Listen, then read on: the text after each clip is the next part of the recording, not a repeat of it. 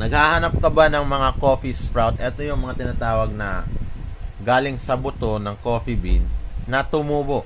Oh, at gusto mong itanim. Are you like one of those coffee owners? O kaya naman coffee plantation owners?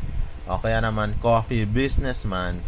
O kaya naman yung mga nagsusunog ng mga kape at gustong magkaroon ng sarili nila? O, meron kami. PM me, o kaya naman i-add mo to o i-subscribe mo ako. Papakita ko yung area ko doon. Marami kami. Pinipili, inanana ko lang. Pinupulot ko lang yung mga sprout na yun para itanim.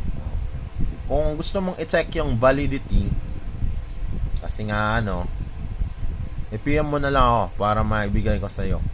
Mura lang yan. 10 piso kada piraso, pwede na. Diba? 50 kada piraso ng